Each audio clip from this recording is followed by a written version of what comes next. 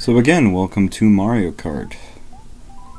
Of course, I'm doing the one-player game 100cc again. This is episode 3 of Let's Play Mario Kart 64. Picking Wario once again, as I always do.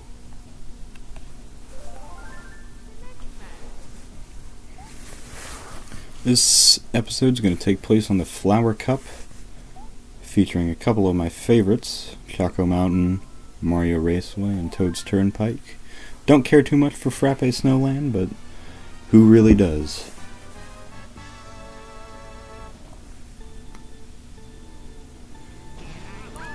I get the boost there at the beginning, putting me off into a great start. Toad's Turnpike is one of the most interesting courses in this game for the simple reason that there are other cars on the track. They are constantly there. There is no real way to tell when a car is going to be there, when a car is not going to be there. There's no real set course for these cars, so there are constantly variables on this track, unlike in just about every other track in the game. I find that very interesting.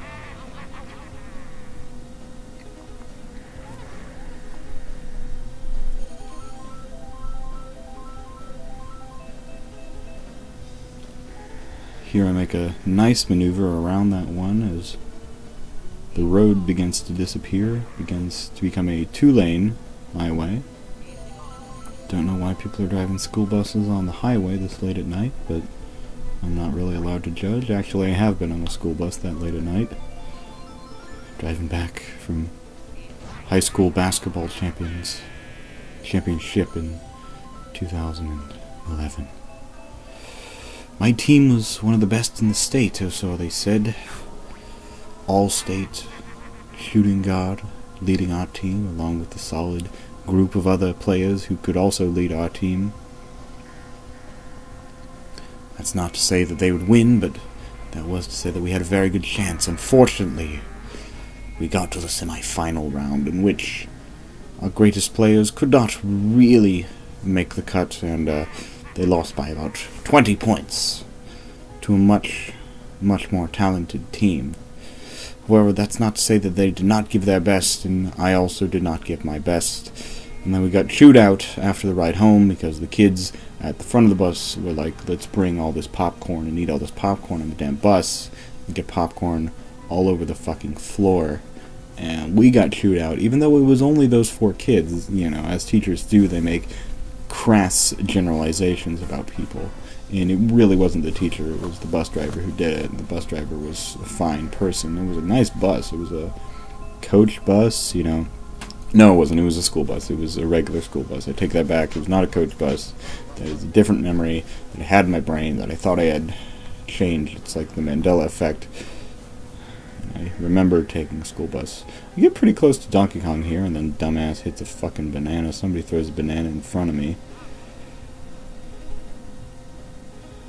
Oh yes, the highway hypnosis of Mario Kart 64.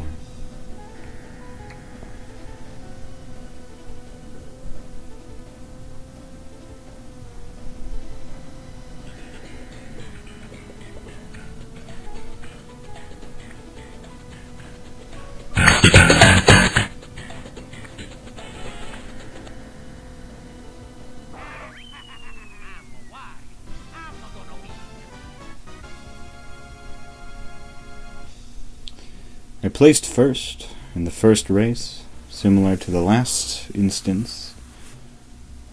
However, it was only by a 23rd or 0.23 seconds.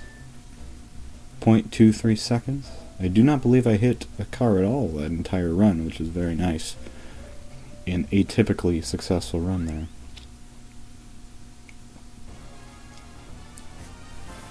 Frappe Snowland is one of the few instances in my life where I have ever been directly affected by a race course in a Mario Kart game. It was reused. Well, I hope this in Mario Christmassy Kart episode DS, has brought everyone some holiday cheer. and I'd like to thank you all for the support you've shown me over this past year. Very I hope that nostalgic everyone's for it, Christmas as it wishes was come on the true, N64 no matter what your version, take on the which I played holiday. growing I have up. one last thing to say as the end to my video And draws nigh. realizing that I would never have that sort of effect on me again. But Frappe Snowland was really trapped in time, in a time that would never come back, because time is always progressing. The great seal covered in the Space Jam soundtrack. Time keeps on slipping. I got very sad, and then continued playing the game, because I was on 50cc, and nobody was challenging me. You get a red shell here, and then fire at nobody in particular, in one of the saddest moments of this LP. Toad's about to pass me, smug bastard. Toad's voice in Mario Kart 64, as well as Luigi's voice, is never used again. This is the only instance of, and I believe Wario's voice as well. Toad, Wario, and Luigi have this voice in this game, particularly Toad, because it is Luigi doing the voice, or it is Charles Martinet, it is not Luigi doing the voice of Wario. Charles Martinet, voice actor for Mario, Luigi, and Wario, and Waluigi, doing the voice of Wario and Luigi. And then I believe Peach's voice actress was also the one that did her short monologue at the beginning of Super Mario 64, but Toad's voice never returned. This is the only instance of that famous Toad voice you may remember from 2011's 2013 rather's St. Pepsi album. Brilliant use of the red shell there in first place, to be hit by a snowman as well. But that's just how I roll.